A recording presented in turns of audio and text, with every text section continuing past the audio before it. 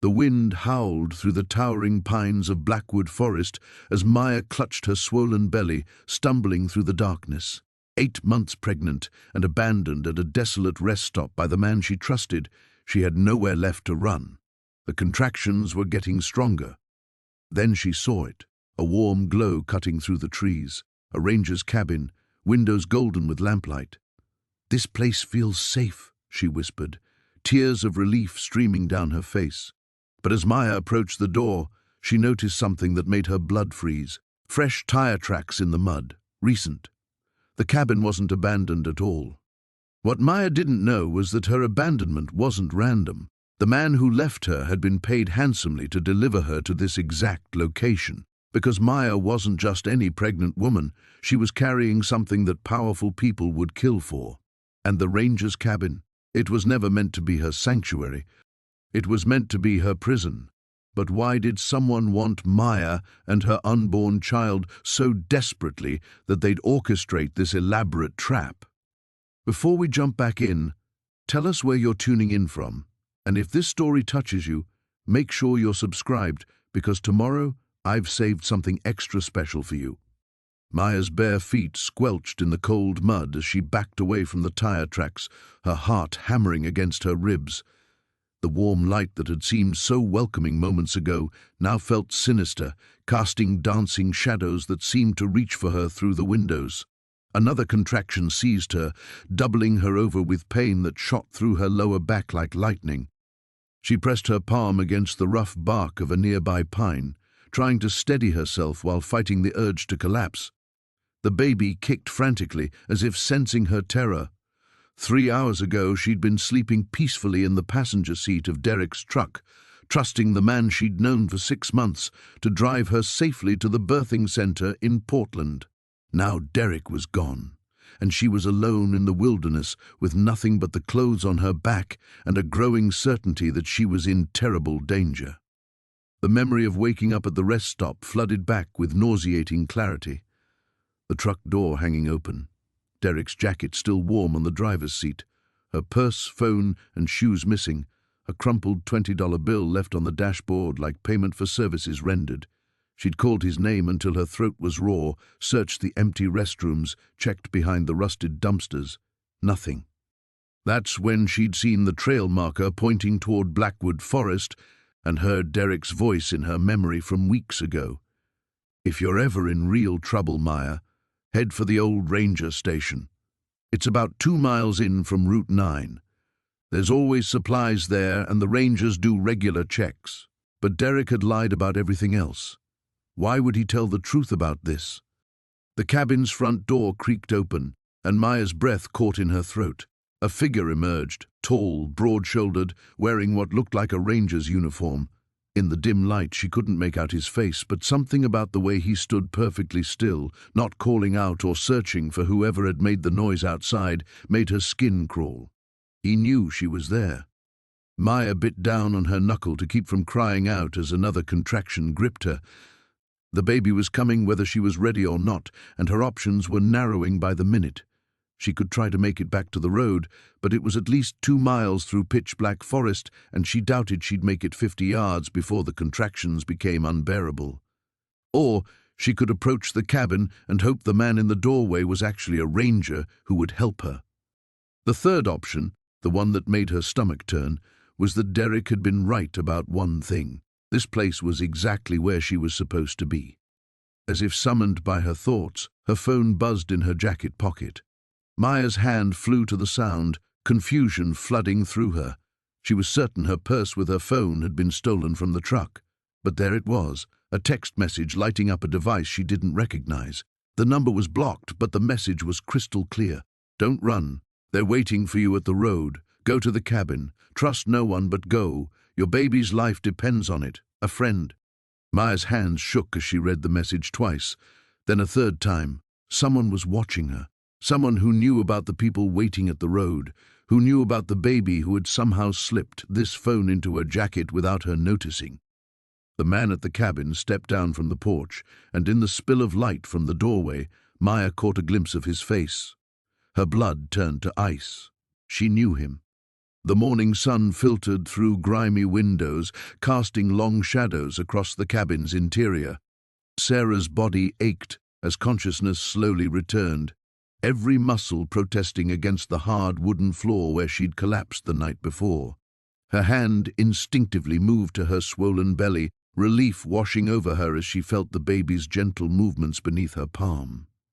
She struggled to sit up, taking in her surroundings with clearer eyes than the desperate haze of last night had allowed. The cabin was larger than she'd initially thought, a main room with a stone fireplace, a small kitchen area, and what appeared to be 2 doors leading to other rooms. Dust motes danced in the morning light, and everything had the musty smell of long abandonment. Her throat felt like sandpaper. Water. She needed water more than anything.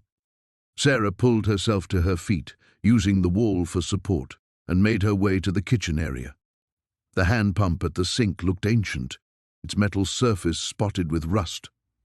She worked the handle with growing desperation until finally, mercifully, brown water sputtered out. She let it run until it cleared, then cupped her hands and drank greedily, not caring about the metallic taste. The baby kicked, a strong jab against her ribs that made her gasp. "I know, little one," she whispered, her voice hoarse. "Mama's trying to figure this out." With her immediate thirst quenched, Sarah began a more thorough exploration of the cabin. The main room held basic furniture, a worn couch, a wooden table with 2 chairs, shelves lined with old books, and what looked like scientific equipment. A microscope sat on one shelf, its brass fittings green with age. Glass jars containing unidentifiable specimens lined another shelf, their contents floating in murky preservative. One of the doors led to a small bedroom with a narrow bed and a dresser. The second door revealed what must have been an office or study. Papers were scattered across a desk, yellowed with age and covered in handwriting too faded to read clearly. Sarah picked up one of the documents, squinting at the spidery script. She could make out fragments. Subject exhibited unusual behavior. Isolation protocols maintained.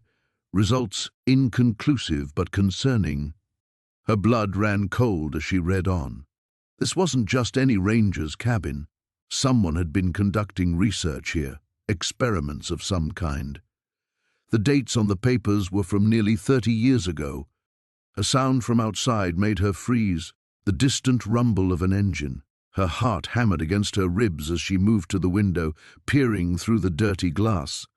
A dark pickup truck was making its way up the overgrown path toward the cabin, moving slowly over the uneven terrain. Panic seized her. She wasn't ready for this, didn't know who it might be or what they wanted. The truck could belong to the property owner, or worse, it could be Marcus. Maybe he'd realized his mistake in leaving her alive. Maybe he'd come back to finish what he'd started. Sarah grabbed the papers from the desk, shoving them into her jacket pocket, though she wasn't sure why. Some instinct told her they might be important. She looked around frantically for a place to hide, but the cabin offered few options. The bedroom had no lock on the door, and she was too pregnant to squeeze under the bed or into any cramped hiding spot. The engine sound grew closer, then stopped. Car doors slammed shut, at least 2 people, maybe more. Heavy footsteps approached the cabin, deliberate and unhurried. Sarah pressed herself against the wall beside the front door, trying to control her breathing. Through the window she caught a glimpse of movement, a figure in dark clothing circling around to check the back of the cabin.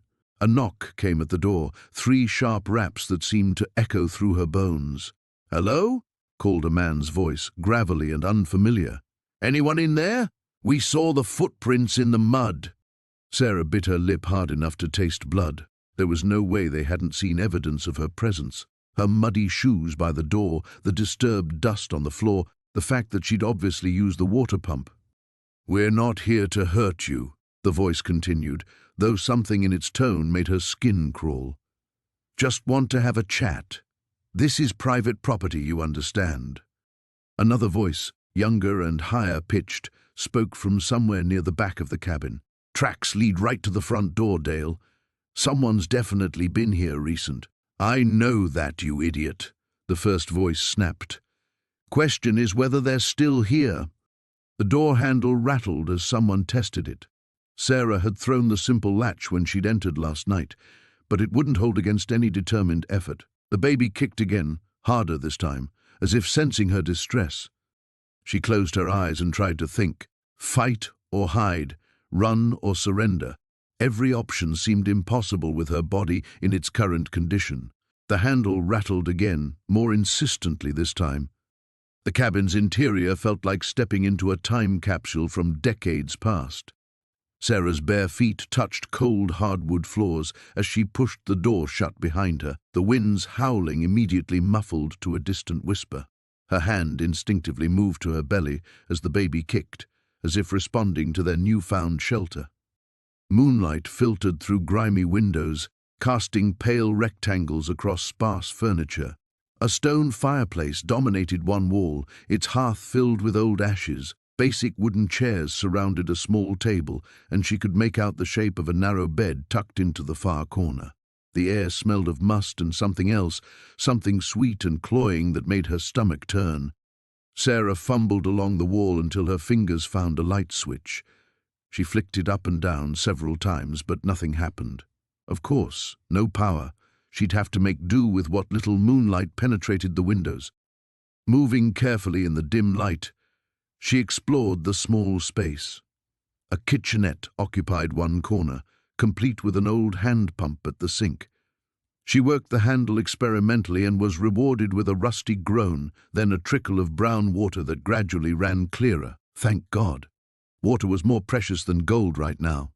The baby shifted again, a rolling sensation that reminded her how little time she might have left. Her due date was still 3 weeks away, but stress could trigger early labor. The contractions had started during the attack at the rest stop, sharp, breathless moments of pain that had nothing to do with being shoved to the ground. They'd subsided during her desperate flight through the woods, but she could still feel the ghost of them in her lower back. She cupped water in her palms and drank deeply, the metallic taste barely registering. As her eyes adjusted further to the darkness, she noticed details that daylight would have revealed immediately. Scratches along the doorframe, deep gouges in the wood as if something had clawed at it from the inside.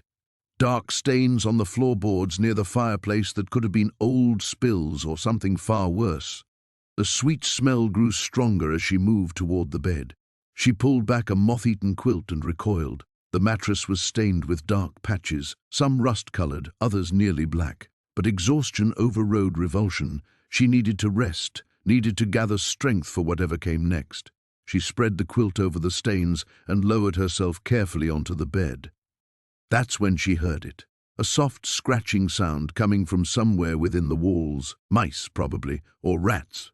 The thought should have disgusted her, but instead it was almost comforting. If rodents lived here, it meant the place was relatively safe, relatively stable. Predators went where prey gathered. Sarah lay back and stared at the ceiling, trying to process the night's events. Marcus had seemed so concerned when she'd asked to stop at the rest area. He'd pulled over immediately, helped her from the car, told her to take all the time she needed. She'd been in the bathroom when she heard voices outside, harsh whispers that made her freeze with her hand on the door handle. Just get it done. We're already behind schedule. Marcus's voice, but cold in a way she'd never heard before. Not the voice of the man who'd rubbed her feet when they swelled, who'd assembled the crib with tears in his eyes, who'd promised to love their child unconditionally. She'd cracked the bathroom door and seen them, 3 men in addition to Marcus, all wearing dark clothes, all watching the bathroom with predatory patience. One held something that gleamed in the overhead lights, something sharp. The window had been small, barely large enough for her pregnant frame, but fear had made her desperate. She'd squeezed through and dropped to the ground behind the building, then run into the woods without looking back. Behind her, she'd heard Marcus call her name, his voice heavy with false concern. Sarah? Honey, where are you? But she'd also heard the other man hiss, find her. We can't leave loose ends. Now, lying in this abandoned cabin with its mysterious stains and scratched doorframe, she wondered what kind of loose end she represented. What had Marcus gotten involved in? What had he planned to do to her, to their baby? The scratching in the walls grew louder, more insistent. Definitely rats. Big ones, from the sound of it. Sarah pulled the quilt higher and tried to ignore the way the sweet smell seemed to intensify in the darkness. She needed sleep. In the morning, she'd figure out her next move. Find help. Get to a hospital. The baby kicked again, a flutter of movement that reminded her she wasn't alone. Whatever Marcus had planned, whatever danger lurked in these woods, she had to survive for both of them. She closed her eyes and listened to the scratching, letting the rhythmic sound lull her toward sleep. Tomorrow would bring answers. Tonight, she just needed to endure. The baby kicked hard against Sarah's ribs as she pushed through the cabin door, each movement a reminder that time was running out. The interior smelled of old wood and something else, something sweet and cloying that made her stomach turn. She fumbled along the wall until her fingers found a light switch. Harsh fluorescent light flooded the room, revealing a space that looked frozen in time. The furniture was sparse but functional, a kitchenette with avocado green appliances, a small dining table and a couch covered in orange plaid fabric that screamed 1970s. Everything was pristine, as if someone had just stepped out for a walk. Too pristine. Sarah's relief began to curdle into unease. There was no dust on the surfaces, no cobwebs in the corners. The refrigerator hummed quietly in the background. Fresh groceries sat on the counter, bread, milk, eggs. She checked the expiration date on the milk carton with trembling fingers. 3 days from now. Someone lived here, someone who might return at any moment. The baby shifted again, lower this time, and Sarah gasped as a sharp pain shot through her back. She couldn't worry about whoever owned this place, not when her body was betraying her, when every contraction reminded her that her daughter was coming whether she was ready or not. She explored the cabin quickly, noting the single bedroom with its neatly made bed and the small bathroom stocked with toiletries. In the bedroom closet, she found women's clothes in various sizes hanging in perfect rows. The sight made her skin crawl. Why would someone need so many different sizes? Back in the main room, she noticed details that had escaped her initial survey. The windows were fitted with heavy curtains that blocked any view of the interior from outside. More troubling were the deadbolts, 3 of them on the front door, all facing inward. She tried the back door and found it similarly secured. The locks weren't meant to keep people out. They were meant to keep them in. Sarah's breathing quickened, and she had to grip the back of the couch as another contraction rolled through her. They were getting stronger, closer together.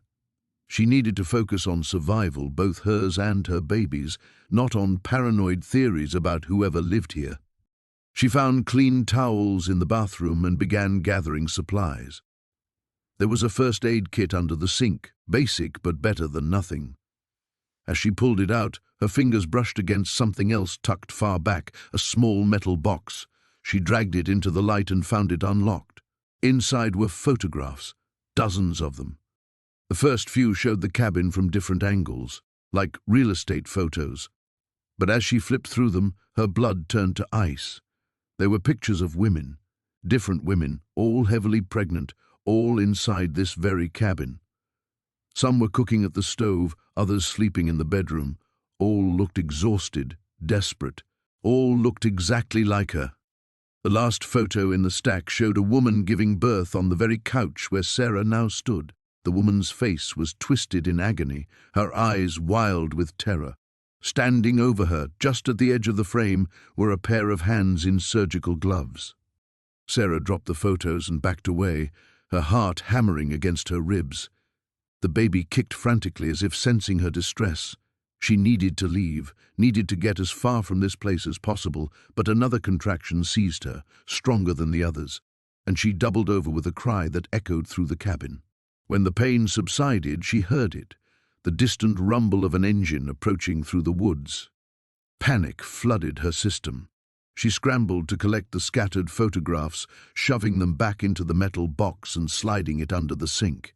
The engine sound grew closer, and she could see headlight beams sweeping through the trees beyond the curtained windows. Sarah looked around desperately for an escape route, but the deadbolts mocked her. She'd never have time to work them all free. The bedroom. She could hide in the bedroom, pretend she'd never been here. She made it halfway across the room before her water broke. The fluid gushed down her legs, soaking through her jeans and pooling on the hardwood floor. Another contraction hit immediately after, so intense that she couldn't stifle her scream. Her daughter was coming now, whether Sarah was ready or not. The engine cut off outside. A car door slammed. Sarah looked down at the puddle beneath her feet, then at the dead-bolted door. There was nowhere to run, nowhere to hide the evidence of her presence. Footsteps crunched through the leaves outside, slow and deliberate.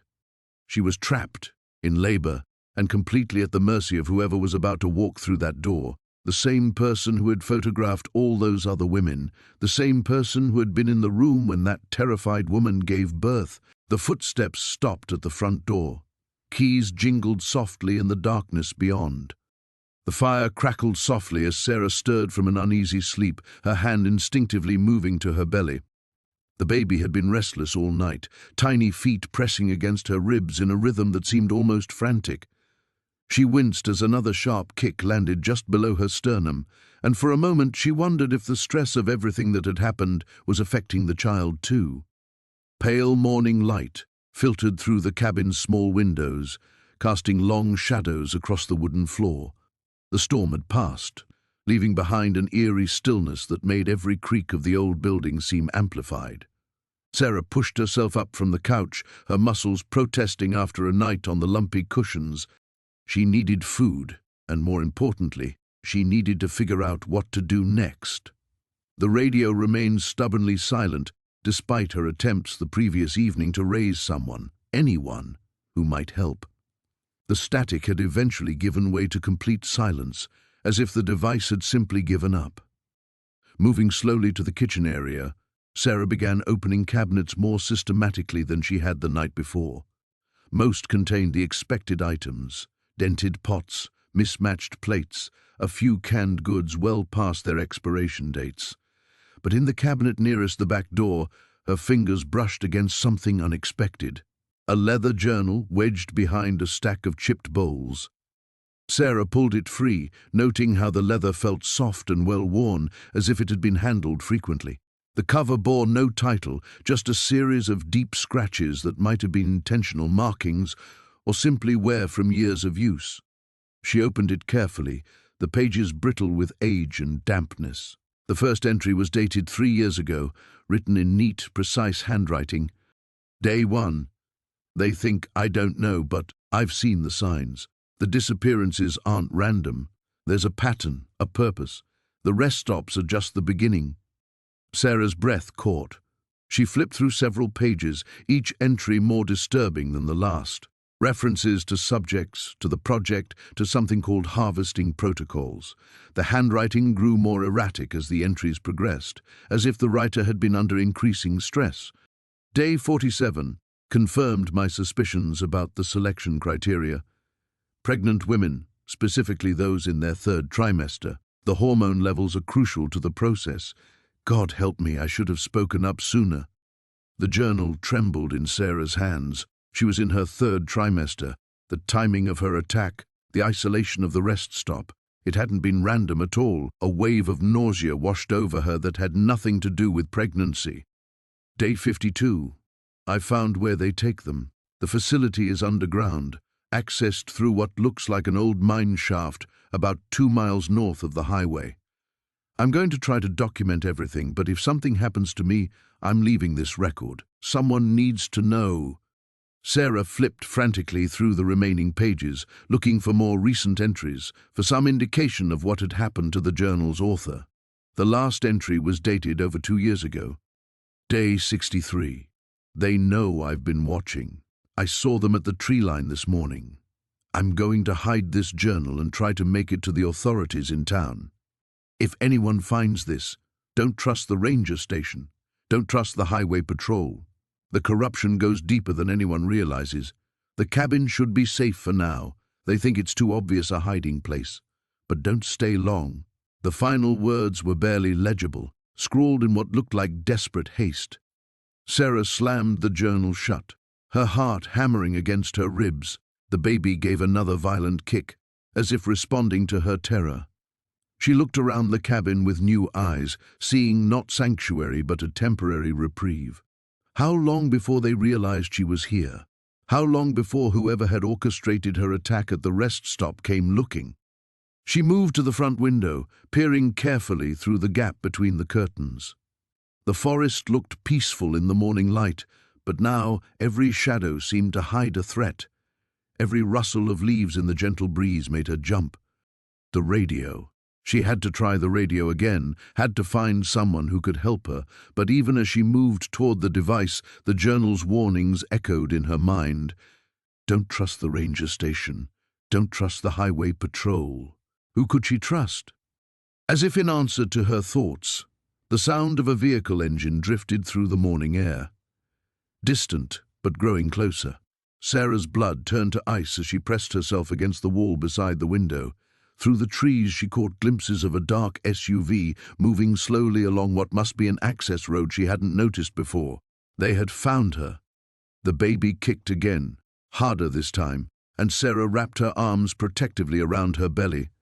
Whatever was happening, whatever these people wanted, she wouldn't let them have her child. The photograph trembled in Sarah's hands as she stared at the familiar face smiling back at her. The woman in the image could have been her twin. Same dark hair, same green eyes, same delicate features. But it wasn't her. The clothing was wrong, dated somehow, and there was something in the woman's expression that Sarah couldn't place. A haunted quality that seemed to peer through the glossy surface. Behind the photograph were others, dozens of them, all featuring women who bore an unsettling resemblance to Sarah. Different hair lengths, different clothes spanning what looked like several decades, but the bone structure, the eyes, the shape of their faces, it was like looking at variations of herself scattered across time. Her baby kicked violently, as if sensing her distress. Sarah pressed a hand to her swollen belly, trying to calm both herself and the child within. The rational part of her mind searched for explanations. Coincidence. She had one of those faces, the kind people always said reminded them of someone else.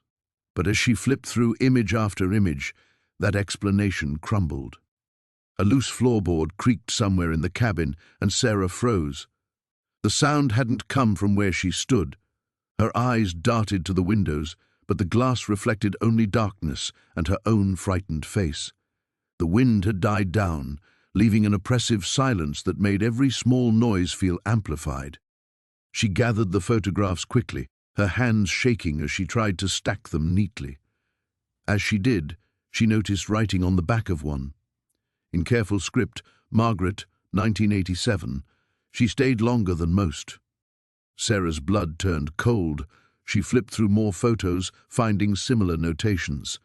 Jennifer, 1994, fought until the end. Lisa, 2003. Beautiful until she wasn't. Caroline, 2010. The baby came early. The baby. Sarah's vision blurred at the edges as panic set in. These women, they'd all been pregnant. In every photo where she could see their full figures, there was the telltale curve of a swollen belly, some earlier in their pregnancies, others clearly near term like herself. She stumbled backward, knocking into the small table. The oil lamp flickered, casting dancing shadows on the walls that seemed to reach for her with grasping fingers. She needed to leave. Now. Whatever this place was, whoever had collected these photographs, she couldn't stay here.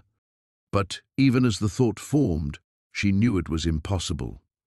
The storm still raged outside, and she was in no condition to navigate the wilderness in the dark. Her ankle throbbed with each step, and exhaustion weighed on her like a physical burden. She was trapped, at least until morning. A new sound made her freeze, the distant rumble of an engine cutting through the night. Headlights swept across the windows, growing brighter as they approached. Sarah's heart hammered against her ribs. Someone was coming. She shoved the photographs back into the drawer and slammed it shut, then moved as quickly as her injured ankle would allow toward the back of the cabin. There had to be another way out. The front door was the obvious exit, but whoever was arriving would see her immediately. The engine sound grew louder, then stopped. A car door slammed with a metallic bang that echoed through the trees. Heavy footsteps crunched on gravel, moving toward the cabin with purpose. Sarah found a small door near the back wall, a pantry or storage closet. She squeezed inside just as she heard the front door creak open.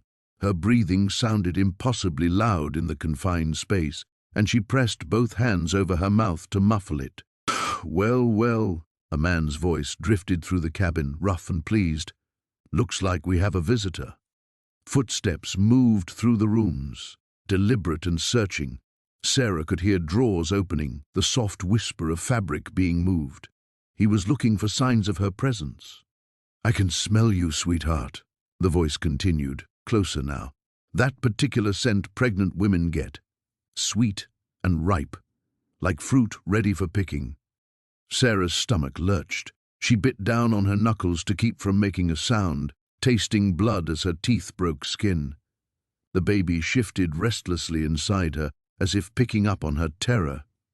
The footsteps paused right outside her hiding spot. Through the thin wooden door, she could see a sliver of light moving back and forth, a flashlight beam, searching. "Playing hide-and-seek?" The voice was amused now, almost playful. "I do love a good game, but you should know, I always win in the end."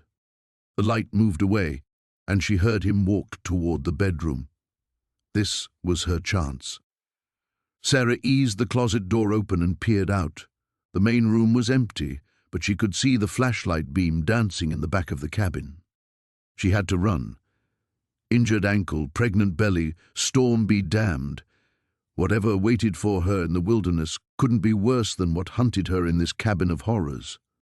The radio crackled to life at 3:47 a.m., jolting Sarah from an uneasy sleep. Static filled the cabin, then a voice, distant, distorted, but unmistakably human. "Anyone out there, please respond. Day 6 without supplies." Sarah's heart hammered as she struggled upright from the couch, her swollen belly making every movement laborious. The baby had been restless all night, kicking and shifting as if sensing her anxiety. She fumbled for the radio's handset, nearly dropping it in her desperation. "Hello? Hello, can you hear me?" Her voice cracked from sleep and fear. Only static answered. She tried again, adjusting the frequency dial with trembling fingers. "This is Sarah. I'm at a ranger cabin. Can anyone hear me?" The silence stretched on, broken only by the wind howling through the trees outside. Then, just as she was about to give up, the voice returned, clearer now, though still warped by distance and atmospheric interference. "Sarah? Oh God, someone's alive out there. This is Marcus. I'm trapped. Can't get out. They're coming back soon." The transmission cut to static again. Sarah's blood ran cold. The desperation in the stranger's voice was palpable, but something else lurked beneath it, something that made her skin crawl. She pressed the handset closer to her ear, straining to hear through the white noise. "Marcus, where are you? What do you mean they're coming back?" A long pause, then the facility. Underground. They took the others for testing. God, what they did to them. His voice dissolved into what might have been sobbing or laughter. She couldn't tell which. Sarah's grip tightened on the radio. Every instinct screamed that she should hang up, should turn off the device and pretend this conversation never happened. But the isolation had been eating away at her sanity, and the prospect of human contact, even this disturbing exchange, felt like a lifeline. "Marcus, where is this facility? I can try to get help." "No," the word exploded from the speaker, making her flinch. Don't tell anyone. They have people everywhere, rangers, police, maybe even the military. That's how they get away with it." The baby kicked hard against her ribs, as if reacting to the tension flooding her body. She rubbed her belly absently, trying to process what she was hearing. Get away with what? Static consumed the airwaves for nearly a full minute. When Marcus's voice returned, it was barely above a whisper, forcing her to strain to make out the words. "Experiments. On people. Pregnant women especially." Another pause, filled with the sound of his ragged breathing. "They think I'm dead. Played dead when they dumped the bodies. Been hiding in the lower levels for days, living on scraps." Sarah's stomach lurched. and not from pregnancy. She thought of the medical supplies she'd found in the cabin, the examining table in the back room that had seemed so out of place. The pieces of a horrifying puzzle began clicking into place. "The Ranger cabin where I'm staying," she whispered into the handset. "There's medical equipment here. Strange things. Do you think—" "Where are you?" Marcus's voice took on a new urgency. "Describe the location." Sarah gave him the details, the mile markers she remembered from the highway, the rough position relative to the rest stop where this nightmare had begun. She heard him intake sharply. "Jesus, you're at one of their collection points. They use those cabins to hold people before transport. How long have you been there?" 2 days. The words came out as a croak, but it felt safe. "There's food, heat, medical supplies for when the baby comes." "It's bait." Marcus's voice carried a terrible certainty. "They stock those places to keep people comfortable until the pickup teams arrive." "How pregnant are you?" 8 months. Sarah's free hand moved protectively to her belly. "Due any time now." The silence that followed felt pregnant itself, heavy with unspoken implications. When Marcus spoke again, his voice had taken on the hollow tone of someone delivering a death sentence. "You need to run. Now. Tonight. They'll be coming for you, probably within hours if their schedule holds. Pregnant women in the final trimester, those are the ones they want most." As if summoned by his words, headlights swept across the cabin's front windows. A vehicle was coming up the access road, moving slowly, deliberately. Sarah's breath caught in her throat as she watched the lights grow brighter. "They're here," she whispered into the radio. "Hide," Marcus hissed through the static. "Whatever you do, don't let them take you alive. What they do. It's worse than death." The transmission cut to silence just as Sarah heard car doors slamming shut outside. Heavy footsteps crunched through the snow, approaching the cabin with methodical precision. She clicked off the radio and struggled to her feet, every movement now a race against time. The baby chose that moment to kick violently, and Sarah felt something wet trickle down her legs. Her water had just broken. The baby's movements had grown more insistent throughout the night, sharp jabs against her ribs that left Sarah gasping. She'd managed only fragments of sleep, jolting awake each time the wind rattled the cabin's windows or some night creature scurried across the roof. Now, as pale morning light filtered through the grimy glass, she knew something was wrong. The contractions had started an hour ago. Not the false alarms she'd experienced before, but deep, rolling waves that seized her entire abdomen. Too early. She was barely 36 weeks, and the nearest hospital was miles away through treacherous mountain terrain. Sarah gripped the edge of the rickety table as another contraction peaked, her breathing shallow and rapid.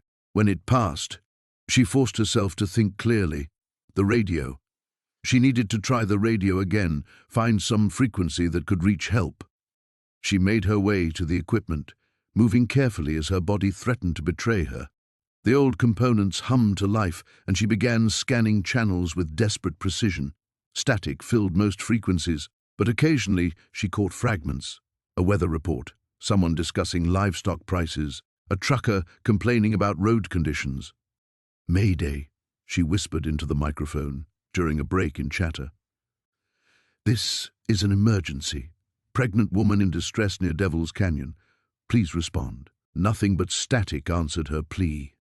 As she adjusted the dial, her fingers trembling, Sarah noticed something odd about the radio setup. Hidden behind the main unit was a smaller device she hadn't seen before, a recorder of some kind, its red light blinking steadily. She pulled it free, examining the dusty cassette mechanism. Someone had been recording radio transmissions. The baby chose that moment to deliver another powerful kick, and Sarah doubled over as a contraction gripped her. This one lasted longer than the others, and when it finally released its hold, she was left panting and afraid. She had to get out of here. Cabin or no cabin, safety or no safety, she needed medical attention. The walk back to the main road would be brutal in her condition, but staying here meant risking both their lives. Sarah began gathering the supplies she'd found. Water bottles, the emergency blanket, some crackers that might be her only food for hours. As she moved around the cabin, another detail caught her attention. The floorboards near the bed seemed different somehow, slightly raised compared to the others. Curiosity overrode caution as she knelt down, running her hands along the wood. One section moved under pressure, revealing what appeared to be a hidden compartment. Sarah pried at the loose boards until they came free, exposing a hollow space beneath. Inside lay a collection of items that made her blood run cold. Photographs, dozens of them, showing the rest stop where David had abandoned her. But these weren't casual snapshots. They were surveillance photos, taken from hidden positions, documenting various people over what appeared to be months or years, women mostly, some alone, some with companions, all looking vulnerable, isolated. Her hands shook as she examined photo after photo. There was the picnic table where she'd sat, the bathroom where she'd been sick, the exact spot where David's car had been parked. Someone had been watching that rest stop for a long time, documenting everyone who stopped there. At the bottom of the pile, Sarah found something worse: driver's licenses and personal items that clearly didn't belong to whoever owned this cabin. A woman's wedding ring, a student ID from a girl who couldn't have been older than 20, a child's small sneaker. The contraction that hit her then was the strongest yet, and Sarah cried out despite herself. The sound echoed strangely in the cabin, as if the walls themselves were absorbing her pain. When it passed, she realized she was no longer alone. Footsteps approached the cabin from outside, slow, deliberate steps that suggested someone trying not to be heard. Sarah frantically shoved the photographs and evidence back into the hiding place, her heart hammering as she replaced the floorboards. The footsteps stopped just outside the door. Sarah held her breath, pressing herself against the wall beside the window. Through the grimy glass she could make out a figure, tall, wearing dark clothing, standing perfectly still as if listening, waiting. Minutes passed in agonizing silence. The baby seemed to sense her fear, its movements becoming frantic. Sarah bit her lip to keep from making noise as another contraction began building, threatening to tear a scream from her throat. The figure outside moved closer to the window, and Sarah caught a glimpse of his profile. Middle-aged, weathered face, eyes that seemed to be cataloguing every detail of the cabin's exterior. This wasn't a random hiker or park ranger. This was someone who knew exactly what this place was. As the contraction reached its peak, Sarah pressed both hands to her mouth, tears streaming down her face. She couldn't run. She could barely walk, and whoever was outside clearly wasn't here to help. The doorknob began to turn with agonizing slowness, and Sarah realized that her nightmare was only beginning. The generator's hum masked the sound of Sarah's bare feet on the wooden floor as she crept toward the radio. Her heart hammered against her ribs, each beat sending waves of pain through her swollen belly. The baby had been restless all night, as if sensing the danger that lurked in the shadows of what she'd thought was sanctuary. She'd waited until the breathing from the corner alcove had settled into the deep, rhythmic pattern of sleep. Even then she counted to 300 before sliding from beneath the musty blanket that had covered her for the past 3 days. 3 days of playing the grateful, helpless victim while her mind catalogued every detail, every inconsistency, every lie. The radio sat on a shelf beside medical supplies that were far too sophisticated for a simple ranger station. Morphine, surgical instruments, restraints disguised as emergency equipment. Her fingers found the radio's power switch, and she held her breath as a soft static filled the air. "Emergency frequency," she whispered into the handset, her voice barely audible above the white noise. "This is Sarah Chen. I'm being held at a ranger station, approximately 15 miles northeast of mile marker 47, en route." A hand clamped over her mouth from behind, cutting off her words. The radio clattered to the floor as she was yanked backward, her pregnant belly throwing off her balance. She crashed into the wall, her shoulders striking the wooden planks with enough force to send lightning bolts of pain down her arm. "Now that wasn't very polite," Marcus said, his voice carrying that same gentle tone that had initially comforted her. "After everything I've done to help you." Sarah's eyes had adjusted to the darkness enough to see his face, and what she found there made her blood freeze. The kindly concern was gone, replaced by something cold and calculating. This was the face he'd hidden behind his careful ministrations, his offers of food and shelter, his promises to drive her to town once she'd regained her strength. "You were never going to take me anywhere," she said, backing toward the door. "Those women's clothes, they weren't from your wife, were they?" Marcus smiled, and in that expression lay confirmation of every horror she'd imagined. "You're very observant. Most of them never noticed the little details, too focused on their immediate needs to see the bigger picture." The baby kicked hard, as if responding to the spike of adrenaline coursing through her system. Sarah placed both hands protectively over her belly, her mind racing through possible escape routes.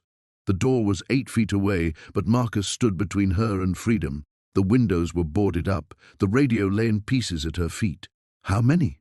she asked, stalling for time while her eyes searched the shadows for anything she could use as a weapon. "Does it matter? You won't be adding to the count if you cooperate." He took a step closer, and she caught the metallic glint of something in his hand. "The process is much easier when there's no struggle. Better for the baby." The word baby sent ice through her veins. This wasn't just about her, it was about her child. The realization brought with it a surge of protective rage that burned away her fear. She might be wounded, exhausted, and 8 months pregnant, but she would not let this monster touch her baby. "What do you want?" she asked, continuing to edge toward the corner where she'd spotted a heavy flashlight earlier. "Want is such a simple word," Marcus said, following her movement like a predator tracking prey. "I provide a service.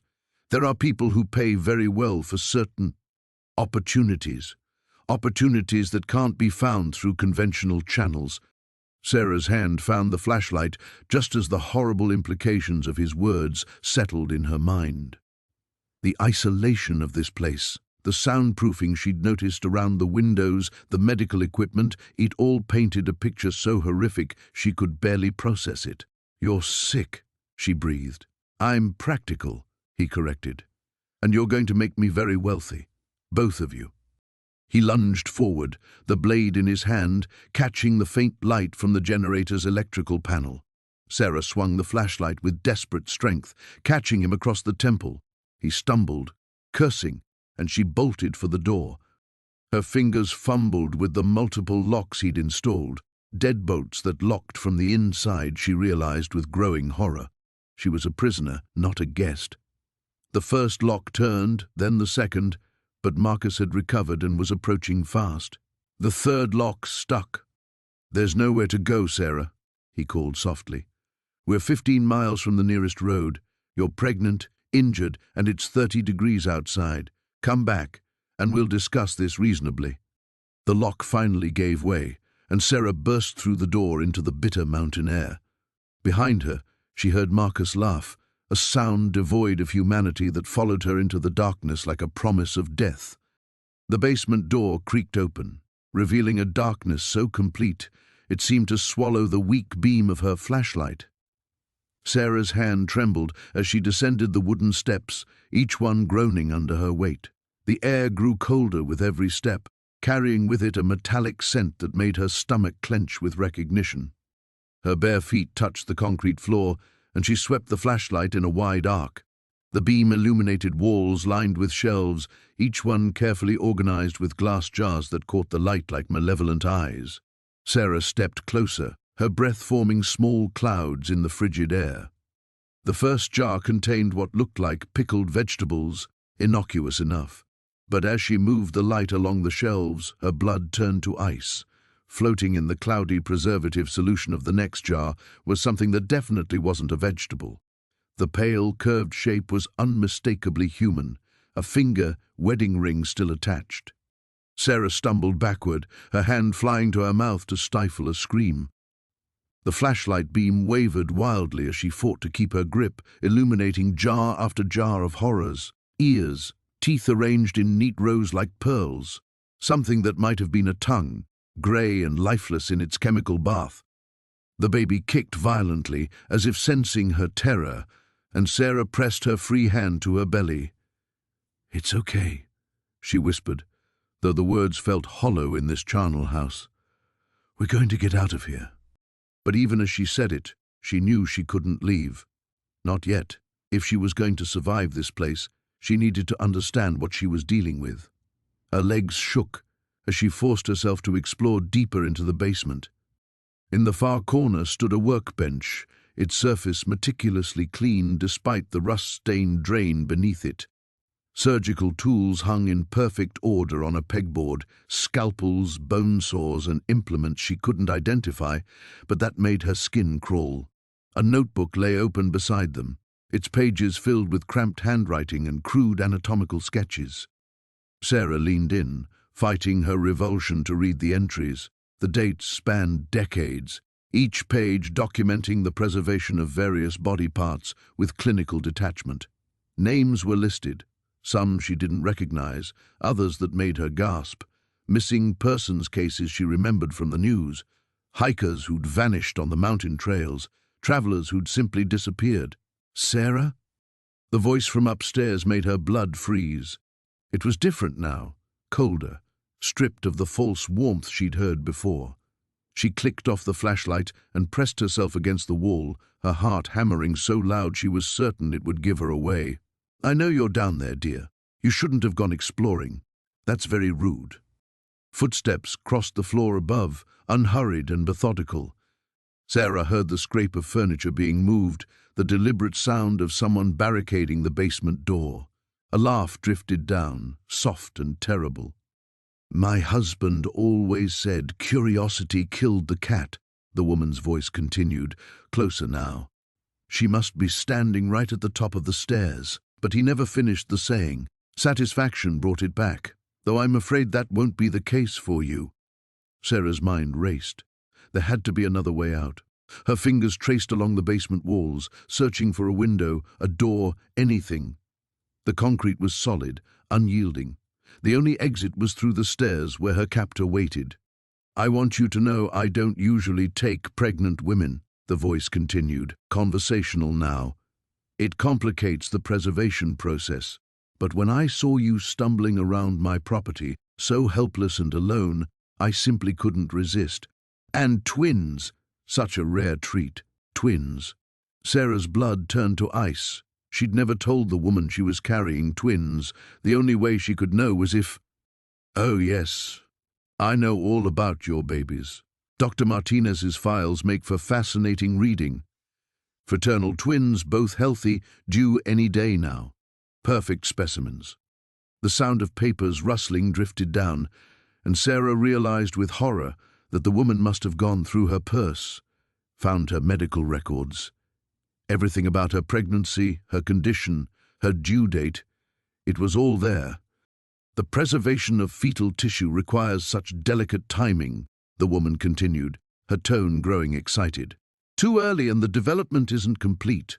Too late and decomposition begins. But you're at the perfect stage. They'll be my masterpiece." Sarah bit down on her knuckle to keep from sobbing. The babies, kicked again, and she wondered if they could somehow sense the danger. Her hand closed around a scalpel from the workbench, its blade cold against her palm. Above, the footsteps began descending the stairs, slow and deliberate. "Don't worry, dear. I'll make it quick for you. The babies are what's really important. They'll be with me forever, perfectly preserved. Isn't that beautiful?" The beam of a much stronger flashlight cut through the darkness, and Sarah pressed herself deeper into the shadows, gripping the scalpel like a lifeline. The baby's movements had grown erratic, sharp jabs that made Sarah double over with each kick. She pressed her hand against her swollen belly, trying to soothe whatever distress her child was experiencing. But the frantic thrashing continued. Something was wrong. She could feel it in her bones, in the way her body seemed to be rejecting itself. The photographs scattered across the floor told their horrific story in black and white. Women in various stages of pregnancy, all bearing the same hollow expression of terror. All missing, all dead. And now she understood why the cabin had felt like a trap from the moment she'd stepped inside. A floorboard creaked somewhere in the darkness beyond the main room. Sarah's blood turned to ice. She'd been so certain she was alone, so focused on the gruesome discovery that she'd let her guard down. Now, as she knelt among the evidence of multiple murders, she realized her mistake. The killer hadn't abandoned this place. He'd simply been waiting. Another creak, closer this time. Deliberate, patient. Moving as quietly as her pregnant body would allow, Sarah began gathering the photographs, her hands shaking as she tried to stuff them back into the box. Maybe if she could hide what she'd found, pretend she'd never seen them, she could still escape. The baby kicked hard against her ribs, as if sensing her panic. "Beautiful, aren't they?" The voice came from directly behind her, soft and conversational, like he was commenting on the weather. Sarah's entire body went rigid. She'd been so focused on the sounds from the front of the cabin that she'd missed him entering from another direction. The photographs, I mean. The voice was cultured, educated. Nothing like the monster she'd imagined. Each one captures such a perfect moment, that instant when hope finally dies. Sarah's hand closed around one of the larger photographs, its edges sharp enough to cut. It wasn't much of a weapon, but it was all she had. She turned slowly, keeping the makeshift blade hidden behind her back. The man standing in the doorway looked nothing like a killer. Middle-aged, average height, wearing a park ranger uniform that had seen better days. His face was kind, grandfatherly even, with laugh lines around gentle brown eyes. He could have been anyone's favorite uncle. "You must be exhausted," he continued, stepping into the room with casual confidence. "Pregnant women shouldn't be wandering around the wilderness alone. It's dangerous out there." "I was just looking for help," Sarah managed, her voice barely a whisper. "My car broke down and—" "Oh, I know exactly why you're here." His smile never wavered, but something cold flickered behind his eyes. "They always find their way to me eventually. Lost, scared, vulnerable. Perfect specimens for my collection." The baby's movements intensified, tiny limbs battering against Sarah's internal organs with desperate urgency. She could feel something shifting inside her, a warmth spreading down her legs that had nothing to do with fear. "You're going into labor," the man observed with clinical detachment. "How wonderful. I was hoping we'd reach this stage together." "Please," Sarah whispered, backing toward the wall. "I won't tell anyone about this place. I'll just leave and—" "Leave?" He laughed, a sound like breaking glass. "My dear, you're exactly where you're supposed to be. This cabin has been waiting for you. I've been waiting for you." He moved closer, his boots crunching over the scattered photographs. Sarah noticed the way his eyes lingered on her swollen belly, the hungry look that crossed his features. This wasn't just about killing. There was something else he wanted, something worse. "The others fought too at first," he said conversationally. "But they all came to understand eventually the beauty of what we're creating together, new life emerging in a place of death. It's almost poetic."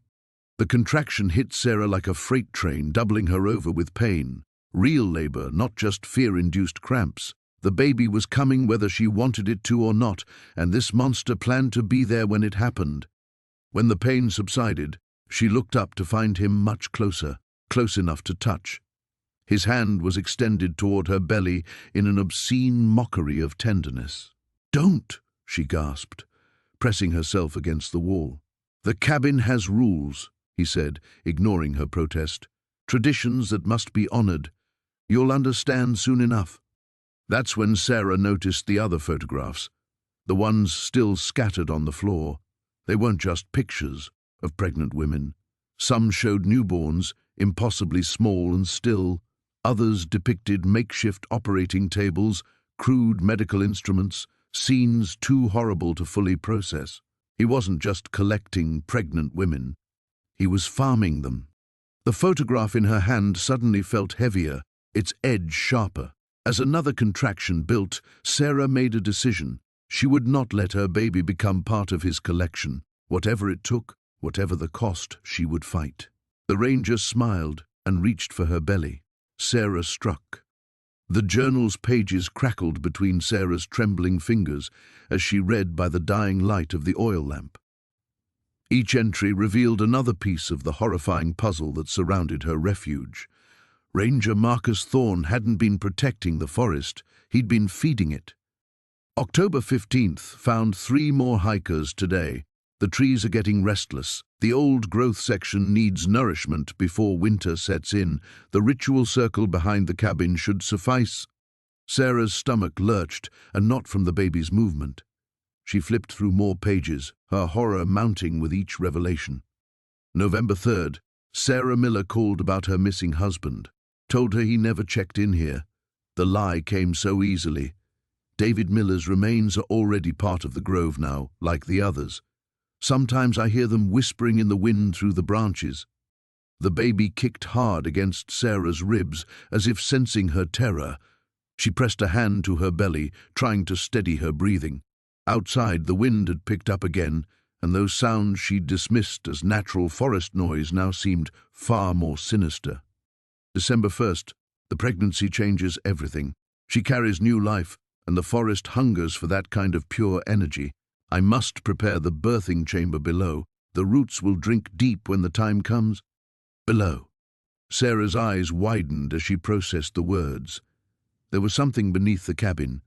Her gaze swept the wooden floor, searching for any sign of a trapdoor or hidden entrance. Near the stone fireplace, she noticed the floorboards ran in a different direction, forming a subtle rectangle. She struggled to her feet, journal clutched in one hand, the oil lamp in the other. Each step toward the fireplace felt like walking through quicksand. The baby seemed to sense her fear, squirming restlessly as if trying to escape what was coming. Kneeling was difficult with her swollen belly, but Sarah managed to run her fingers along the edge of the suspicious floorboards. Her nail caught on something metallic, a small ring barely visible in the gap between planks. She pulled, and a section of the floor lifted with surprising ease, revealing a narrow wooden staircase descending into absolute darkness. The stench that rose from below was overwhelming. Decay, earth, and something else. Something sweet and cloying that made her gag. But underneath it all was another scent that made her blood freeze, the metallic tang of old blood. Sarah held the lamp over the opening, its feeble light barely penetrating the gloom below. The stairs looked solid enough, though they vanished into blackness after just a few steps. Every instinct screamed at her to run, to flee this place immediately. But where could she go? The forest stretched for miles in every direction, and she was in no condition for a desperate flight through the wilderness. The journal felt heavier in her hands as she made her decision. She needed to know what was down there. If Thorne returned, she had to understand what she was truly facing. The descent was treacherous. Each wooden step groaned under her weight, and she had to grip the rough-hewn wall for balance while managing both the lamp and the journal. The air grew thicker with each step, pressing against her lungs like a living thing. The staircase ended in a circular chamber carved directly from the earth. Tree roots hung from the ceiling like a tangled web, some as thick as her arm, but it was the walls that made Sarah's knees buckle. Bones. Human bones were embedded in the earthen walls, held in place by the invasive root system. Skulls leered from shadowy alcoves, and rib cages formed grotesque archways. The roots had grown through empty eye sockets and between yellowed teeth, creating a horrible fusion of flora and human remains. In the center of the chamber sat a stone altar, its surface stained dark with what could only be dried blood. Channels carved into the stone led to small holes in the floor, where more roots emerged to drink whatever offerings had been made there. But it was the far wall that made Sarah drop the journal, her hands flying to her mouth to stifle a scream. Fresh cuts in the earth revealed recently buried bodies, their pale limbs visible where the soil had shifted. She counted at least 6 that she could see, and probably more hidden deeper in the walls. The lamp's flame flickered, and for a terrifying moment Sarah thought it might go out, leaving her trapped in the dark with the dead. The baby kicked frantically now, as if trying to claw its way out of her womb to escape this place of horrors. Above her head, the floorboards creaked. Sarah froze, her heart hammering against her ribs. Slow, deliberate footsteps moved across the cabin floor. Marcus Thorne had returned. The footsteps paused directly over the trapdoor opening. In the sudden silence, Sarah could hear her own ragged breathing echoing off the bone-lined walls. Then came his voice, drifting down from above like poison honey. "Sarah, I know you're down there. It's time we talked about your baby's future." The basement stretched deeper than Sarah had imagined, a concrete tomb that seemed to swallow the weak beam of her flashlight. Each step down the wooden stairs sent a jolt of pain through her swollen body, but she forced herself to continue. The metallic tang in the air grew stronger with every breath, mixing with something else, something sweet and putrid that made her stomach lurch. Her light caught the edge of something white against the far wall. As she moved closer, the shape resolved into what looked like a workbench, its surface stained dark with substances she didn't want to identify. Tools hung from pegboard hooks above it, surgical instruments that gleamed with an unnatural cleanliness that contradicted the filth of everything else. Sarah's beam swept across the room, revealing more horrors. Glass jars lined crude shelving, their contents floating in murky preservative fluid. She caught glimpses of tissue, organs, things that might once have been human. Her hand instinctively moved to her belly as the baby kicked restlessly, as if sensing the malevolence that permeated this place. A soft rustling sound from the corner made her freeze. The flashlight beam trembled as she turned it toward the noise, illuminating a makeshift bed constructed from old camping gear and moldy blankets. Someone lay there, barely visible in the shadows. "Hello?" Sarah whispered, her voice cracking. The figure stirred, letting out a weak moan. Sarah crept closer, her heart hammering against her ribs. It was a woman, barely conscious, her dark hair matted with dried blood. Deep cuts crisscrossed her arms and legs, some fresh enough to still weep crimson. Her clothes hung in tatters, and her eyes, when they fluttered open, held the glazed look of someone teetering on the edge of death. "Please," the woman croaked, her voice like sandpaper. "Help me." Sarah knelt beside her, fighting back waves of nausea. "What happened? Who did this to you?" "The ranger," she gasped. "He's not what he seems. Been keeping me here. Days, weeks, I don't know anymore." Her eyes suddenly focused with desperate clarity. "You have to run. He's coming back. He always comes back." The sound of footsteps overhead made both women freeze. Heavy boots crossed the cabin floor with deliberate slowness, and Sarah could hear him humming, the same cheerful tune he'd been humming while making her dinner. "I brought you both something special," Marcus called down, his voice carrying a sing-song quality that chilled Sarah to the bone. "Fresh supplies for my work." The basement door creaked open, spilling harsh yellow light down the stairs. Sarah killed her flashlight and pressed herself against the wall behind a support beam, pulling the injured woman deeper into the shadows. Her breath came in short, panicked gasps as Marcus's boots appeared on the stairs, descending slowly. Now, ladies, I know you're down there. Sarah, I'm disappointed. I was hoping we could do this the easy way." His voice grew closer with each word. "The drugs I put in your food should have kept you sleeping much longer. You're stronger than most." Sarah's mind raced. The tea he'd insisted she drink, the way her vision had blurred afterward. She'd attributed it to exhaustion, but he'd been drugging her from the moment she arrived. Her hand closed around a wrench that had fallen from the workbench, its weight solid and reassuring in her grip. "I've been watching the road for months, waiting for the right specimen," Marcus continued, his flashlight beam sweeping the basement methodically. "Pregnant women are so much more interesting. 2 subjects for the price of 1. The beam was getting closer. Sarah could see his legs now, clad in the same clean ranger uniform that had seemed so trustworthy hours ago. The woman beside her had fallen unconscious again, her breathing shallow and raspy. "The Native Americans who used to live here understood the importance of sacrifice," Marcus went on, his tone conversational, as if discussing the weather. "This land has a hunger, and I'm simply feeding it. Each offering brings me closer to understanding the mysteries of life and death." His light found the injured woman's foot, and he let out a pleased sigh. "There you are, Rebecca, still hanging on, I see. Remarkable resilience. And you've made a friend." Sarah tensed as his beam swept toward her hiding spot. The baby seemed to sense her terror, kicking violently against her ribs. In seconds, he would see her.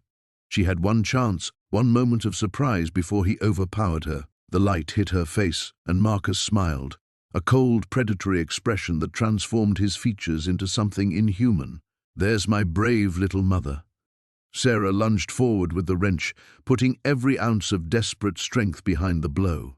It connected with his temple with a sickening crack, and Marcus stumbled backward, his flashlight spinning away across the concrete floor.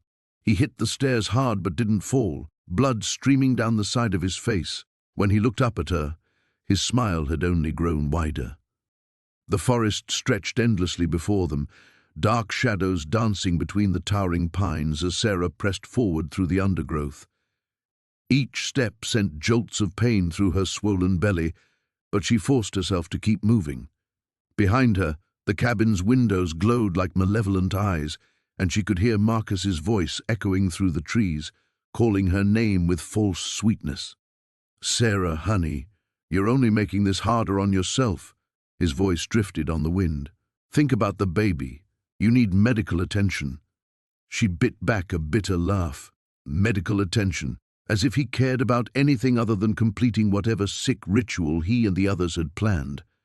The memory of finding those photographs hidden in the cabin's basement made her stomach churn. All those women, all those babies, all those lives stolen for their twisted purposes. A branch snapped behind her, closer than before. Sarah ducked behind a massive oak, pressing her back against its rough bark. Her breathing came in short, panicked gasps, and she placed both hands on her belly, trying to calm herself for the baby's sake.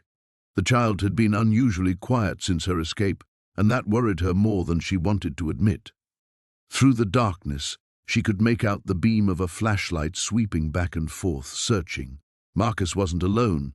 She could hear at least two other voices, though they spoke in hushed tones that didn't carry. The ranger, probably, and maybe that woman from the rest stop. Sarah still couldn't believe how perfectly orchestrated it all had been. The breakdown, Tom's convenient disappearance, even finding the cabin, none of it had been coincidence. The flashlight beam passed dangerously close to her hiding spot, and Sarah held her breath. Her legs were cramping, and she could feel a dull ache building in her lower back. "Not now," she prayed silently. "Please, not now." She couldn't have gotten far, the ranger's voice carried through the trees. "Not in her condition." "She's stronger than we anticipated," Marcus replied, and Sarah caught an edge of frustration in his tone. "But you're right, we'll find her." The voices moved off to her left, and Sarah waited until she couldn't hear them anymore before emerging from her hiding place. She had to find help, but the nearest town was miles away, and she had no idea which direction to go. The moon was hidden behind thick clouds, leaving her with only scattered starlight to navigate by. As she stumbled forward, trying to move as quietly as possible, her mind raced through everything she'd learned. The photographs in the basement hadn't been random victims. They'd all been pregnant women, all in their final trimester. And the dates on the photos went back decades, suggesting this wasn't some recent madness but a long-standing operation. A sharp pain shot through her abdomen, causing her to gasp and lean against a nearby tree. The baby kicked violently, as if responding to her distress. She rubbed her belly soothingly, whispering quiet reassurances, even as her own fear threatened to overwhelm her. In the distance, she could see lights, not flashlights, but steady illumination that suggested buildings. Civilization. Hope flared in her chest as she oriented herself toward the glow and pushed forward with renewed determination. But as she drew closer, her heart sank. It wasn't a town or even a house. It was some kind of industrial facility, surrounded by high fences and warning signs. The lights were harsh and cold, casting long shadows across what looked like a loading dock. Several vehicles were parked in the lot, including a van that made her blood run cold. She'd seen it before, at the rest stop, just before everything went wrong. Sarah crept closer, staying in the shadows at the forest's edge. Through one of the facility's windows, she could see movement, figures in white coats moving with purposeful efficiency. Medical equipment gleamed under fluorescent lights, and she caught glimpses of what looked like examination tables. This wasn't a rescue. This was their destination, their end goal. They hadn't been taking her to the cabin to hide her away. They'd been taking her here, to this sterile nightmare hidden in the wilderness. Another contraction gripped her, stronger this time, and she had to bite her lip to keep from crying out. The baby was coming, whether she wanted it to or not. Her body was preparing for birth, and she was trapped in a forest with killers hunting her and their facility of horrors just yards away. She needed to move, to find real help, but her legs felt like water, and the pains were coming more frequently now. As she turned away from the facility, desperately scanning the tree line for another option, she heard the sound of engines starting up behind her. They were mobilizing, expanding their search. And she was running out of time, running out of strength, and running out of places to hide. The screaming started at dawn. Sarah jolted awake on the cabin floor, her hand instinctively moving to her belly as another contraction rippled through her. But this wasn't labor pain. This was something else entirely. The sound came from outside, high-pitched and inhuman, like metal scraping against bone. She struggled to her feet, every muscle in her body protesting. The baby kicked frantically, as if sensing the danger that surrounded them. Through the grimy window, she could see movement in the tree line. Shadows that didn't belong to any animal she knew. The journal lay open beside her, Marcus Webb's final entries stark in the morning light. She'd read them all through the night, each page more horrifying than the last. The experiments, the mutations, the things he'd created in his obsession to understand what lurked in these woods. Day 847, the hybrid survived the night. Intelligence appears intact, but physical changes are accelerating. Subject shows signs of pack behavior, attempting to communicate with others of its kind. Day 851, they're organizing. God help me, they're organizing. Another scream echoed through the forest, closer this time. Sarah grabbed the rifle she'd found in Webb's closet, checking the chamber with trembling fingers. 3 bullets left. She'd found the bodies in the basement, or what remained of them. Test subjects, volunteers, people who'd stumbled into Webb's domain just like her. The baby shifted again, pressing against her ribs. She was running out of time in more ways than one. The contractions were getting stronger, more regular. She might have hours or she might have minutes. A soft scratching sound came from the cabin's back wall, then another from the side. They were surrounding her. Sarah moved to the front window, peering through a gap in the boards Webb had nailed over the glass. What she saw made her blood freeze. They looked almost human from a distance, walking upright, moving with purpose. But their proportions were wrong.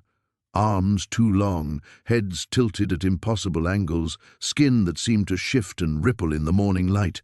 One of them stepped into the clearing, and Sarah bit back a scream. Its face was a nightmare fusion of human and something else. Intelligence gleamed in its eyes, but it was cold, calculating, hungry. It tilted its head, sniffing the air. Then it looked directly at the cabin and smiled with too many teeth. The scratching sounds grew louder. They were testing the walls, looking for weak points. Sarah remembered Webb's final entry, scrawled in increasingly erratic handwriting. They remember being human. That's the worst part. They remember, and they hate what they've become. The hunger drives them, but the memory of humanity makes them cruel. A board splintered somewhere behind her. Sarah spun around, raising the rifle as a clawed hand pushed through the gap. She fired and something shrieked in pain and rage. The hand withdrew, but she could hear voices now, distorted, but definitely trying to form words. Woman. Inside. Hungry. So hungry. Make it. Stop. The front door shuddered as something threw itself against it. The ancient wood groaned, but held, for now. Sarah backed toward the kitchen, her mind racing. There had to be another way out.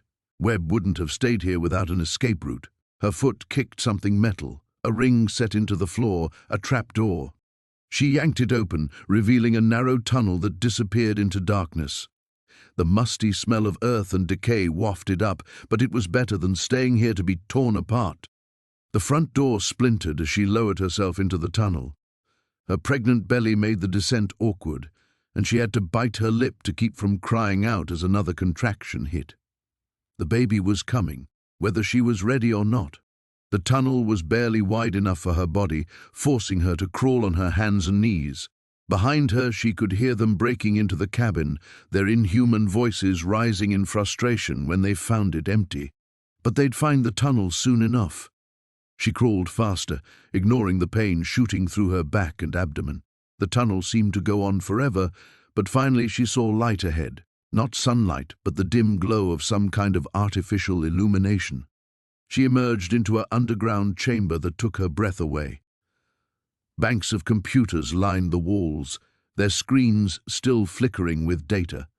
Specimen jars filled with floating horrors covered every surface, and in the center of it all, a massive chair surrounded by monitoring equipment. This was where it had all started, Webb's laboratory, hidden beneath the innocent-looking cabin. But Sarah barely registered the scientific equipment. Her attention was focused on what sat in the chair, or what was left of Marcus Webb. His body was connected to dozens of wires and tubes, his eyes still moving behind closed lids. Somehow, impossibly, he was still alive. A screen near his chair flickered, and words appeared. "Hello, Sarah. I've been waiting for you." The contractions were coming faster now, and she could hear scratching sounds from the tunnel behind her. The weight of the truth crashed down on Sarah like a physical blow. Marcus wasn't just some deranged killer who had stumbled upon this place. He was connected to it, part of something far more sinister than she had imagined. The photographs on the wall told a story of systematic horror, and now she understood why he had been so confident, so methodical in his pursuit. She clutched Emma closer, her daughter's small body the only anchor keeping her from drowning in despair. The basement stretched before them, filled with shadows that seemed to writhe and move in the flickering light of her phone's flashlight. Every corner could hide another revelation, another piece of evidence of the atrocities committed in this place. But there was no time to process the full scope of what she had discovered. Marcus's voice echoed from somewhere above, calling her name with mock sweetness that made her skin crawl. He was searching for them, and it was only a matter of time before he thought to check the basement. Sarah forced herself to move deeper into the underground space, looking for another way out. The basement was larger than she had expected, extending beyond the footprint of the cabin above. As she moved forward, her light caught something that made her heart leap with desperate hope. Another set of stairs leading upward, partially hidden behind a stack of old wooden crates. She made her way toward the stairs as quietly as possible, but her foot caught on something that sent a metallic object skittering across the concrete floor. The sound seemed deafeningly loud in the silence. Sarah froze, listening for any sign that Marcus had heard. Above them, the footsteps stopped. Sarah's blood turned to ice as she heard the basement door creak open.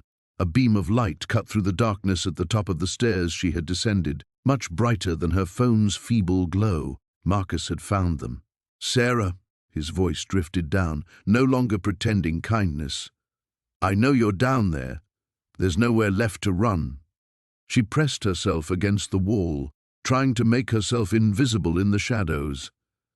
Emma stirred in her arms but remained blessedly quiet, as if sensing the danger that surrounded them. "You know, you've caused me quite a bit of trouble," Marcus continued, his footsteps beginning to descend the stairs.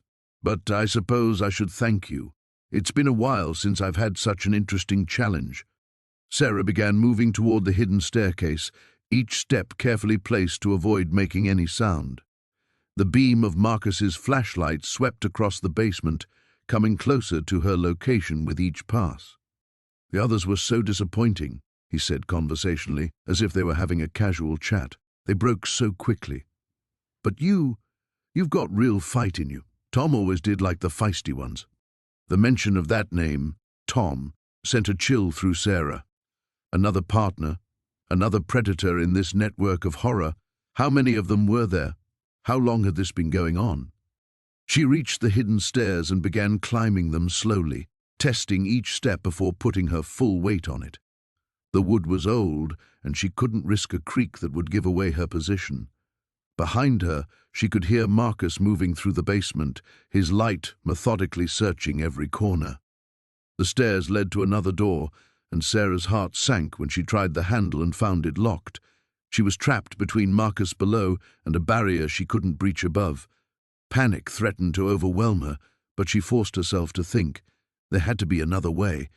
Her fingers explored the doorframe in the darkness, and she felt something that made her pulse quicken. A key, hanging on a small hook just beside the door. With trembling hands, she lifted it and slipped it into the lock. It turned with a soft click that sounded like thunder to her ears. "There you are." Marcus's voice came from much closer now. His light had found the bottom of the staircase. "I have to admit, you're resourceful, but this little game ends now." Sarah pushed through the door and found herself in what looked like a storage shed behind the cabin. Moonlight filtered through grimy windows, and she could see the forest stretching beyond. Freedom was so close she could taste it. But as she stepped outside, her hope crumbled. Marcus emerged from the cabin's front door at the same moment, having somehow anticipated her escape route. He stood between her and the path back to the road, his smile visible even in the pale moonlight. "Did you really think I didn't know about every way in and out of this place?" he asked, raising what she now realized was a gun. "I've been perfecting this setup for years." Sarah looked around desperately, clutching Emma to her chest. The forest surrounded them on all sides, dark and forbidding. Behind Marcus lay the cabin with its terrible secrets. And somewhere in the darkness, she had to find the strength for one final fight. The basement beneath the ranger station stretched deeper than Sarah had imagined possible.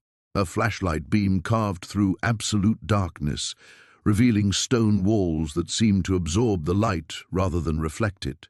Each step down the wooden stairs sent a groan echoing through the chamber below, and she could feel the baby shifting restlessly in her womb, as if sensing the wrongness of this place. The smell hit her first, a cloying sweetness mixed with something metallic that made her stomach lurch. She pressed her free hand to her mouth, fighting back nausea as the beam swept across the basement floor.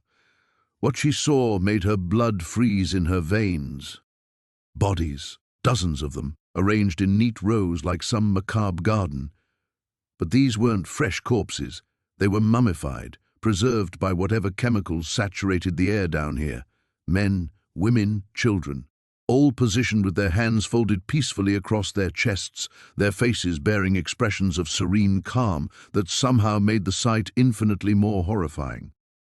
Sarah's light trembled as she forced herself to move closer. Each body bore a small placard like museum exhibits. The nearest one read, "Margaret Holloway, missing September 1987, found peace at last." Another, Tommy Chen, age 8, lost in the woods August 1993, no longer afraid.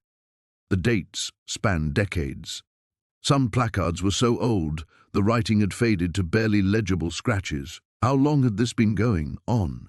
How many people had Thomas rescued over the years? A soft sound from above made her freeze. Footsteps, heavy, deliberate. Thomas had returned.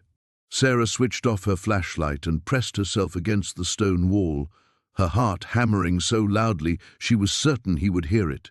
The baby kicked violently, and she placed both hands on her belly, silently pleading for stillness. "Sarah?" Thomas's voice drifted down from the main floor, friendly and concerned. "I brought supplies from town, fresh bandages for your wounds." She squeezed her eyes shut, trying to control her breathing. The preserved faces surrounding her seemed to watch from the darkness, their peaceful expressions now appearing more like warnings than comfort. "Sarah? Where are you, dear?" The floorboards creaked overhead as he moved through the cabin. "Your bag is still here. You haven't gone far." "Think," she commanded herself. The tunnel she'd glimpsed at the far end of the basement, it had to lead somewhere. Maybe back to the surface, maybe to another building. It was her only chance. Moving by Feel alone, Sarah crept between the rows of bodies, her hands extended to avoid bumping into anything. The preserved corpses seemed to shift in her peripheral vision, but she knew it was just her mind playing tricks in the absolute darkness. "I understand you're frightened," Thomas called, his voice closer now. "Finding the basement was quite a shock, I'm sure, but you have to understand. I help people find peace, real peace. No more pain, no more fear. Isn't that what you want?" The tunnel entrance loomed ahead, a slightly less dark rectangle in the blackness. Sarah squeezed through, feeling rough stones scrape against her swollen belly. The passage was narrow, barely wide enough for one person, and she had to shuffle sideways to make progress. Behind her, she heard Thomas's footsteps on the basement stairs. "I know you're down here, Sarah. There's nowhere else to go." His voice had lost its gentle tone, becoming flat and matter-of-fact. "I've been doing this for 43 years. Every person who's found their way to my cabin was meant to be here, just like you." The tunnel curved sharply, and Sarah felt a faint current of air against her face. Fresh air. She moved faster, ignoring the pain in her side where the stitches pulled with each movement. "Margaret was the first," Thomas continued, his voice echoing through the tunnel behind her. "My wife. Cancer was eating her alive, and the doctors couldn't do anything but pump her full of morphine and wait. So I helped her find peace, real peace. And I realized that was my calling." Light appeared ahead, not sunlight, but the grey glow of late afternoon filtering through some opening. Sarah pushed forward desperately, her breathing ragged. The others came later. Lost hikers, runaway children, people like you who stumbled into my care broken and afraid. I gave them what they needed most, an end to suffering. The tunnel opened into another chamber, this one with a ladder leading up to what looked like a storm cellar door. Sarah grabbed the rungs and hauled herself upward, her muscles screaming in protest. "You can't run forever, Sarah. Not in your condition. Not from me." She pushed against the cellar door with her shoulder, and it gave way with a shower of dirt and dead leaves. Cool evening air rushed over her face as she emerged into a stand of pine trees about 50 yards from the cabin. Through the windows she could see Thomas's silhouette moving through the rooms, still calling her name with that horrible, patient calm. The baby kicked again, harder this time, and Sarah felt something wet between her legs. The weight of Marcus's body pinned her to the forest floor, his blood seeping warm against her shoulder.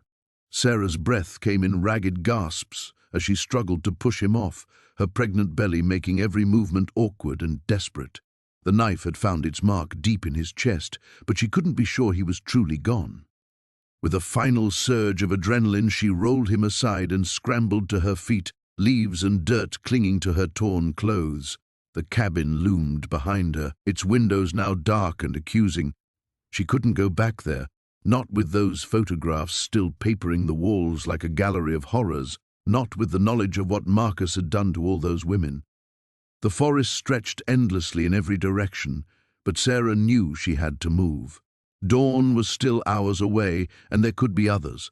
Marcus had mentioned partners, accomplices who helped him lure victims to this God-forsaken place. The rest stop where David had abandoned her suddenly seemed like a calculated trap rather than cruel abandonment. Each step sent lightning bolts of pain through her swollen body. The baby had been restless since the confrontation, moving constantly as if sensing the danger. Sarah pressed one hand to her belly, whispering reassurances she didn't believe herself. "We're going to make it. We're going to get out of here." The path Marcus had dragged her down was barely visible in the moonlight, but she forced herself to follow it backward, using the scattered impressions in the dirt and broken branches as guideposts. Her legs shook with exhaustion, and twice she had to stop and lean against trees as contractions rippled through her abdomen. "Not now," she pleaded silently. "Not here." Behind her, something crashed through the underbrush. Sarah's blood froze as she turned to see a flashlight beam cutting through the trees, moving methodically back and forth. They were searching for her. "Marcus!" a voice called out, rough and impatient. "Where the hell are you?" Sarah pressed herself against the trunk of a massive pine, its bark rough against her back. The light swept closer, illuminating patches of forest floor where her footprints might be visible. She held her breath, feeling the baby shift and press against her ribs. "Found him," another voice, closer than she'd expected. "Jesus Christ, what happened here?" "The bitch got him good. Spread out. She can't have gone far, not in her condition." There were at least 3 of them now, maybe more. Their lights fanned out in different directions, creating a deadly net through the trees. Sarah waited until the nearest beam moved away before forcing herself to continue down the path, each footfall carefully placed to minimize sound. The pain in her back was constant now, a grinding ache that made her wonder if she was already in labor. She'd read enough pregnancy books to know that stress and trauma could trigger premature delivery, and she'd certainly had enough of both to last a lifetime.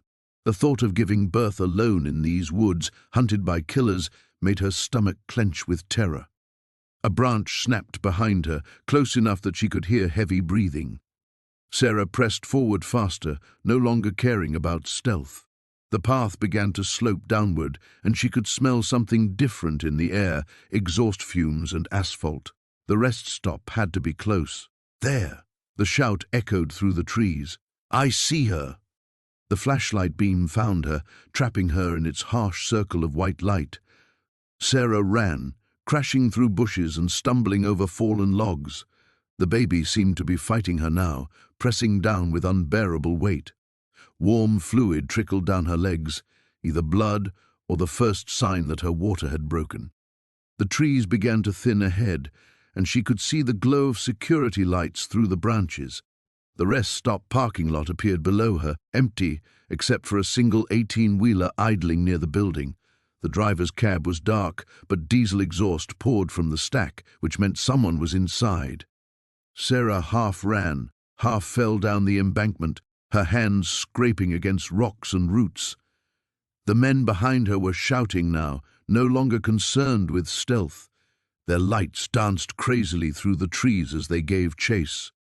She reached the edge of the parking lot and stumbled toward the truck, waving her arms frantically. "Help me!" she screamed. "Please, somebody help me!"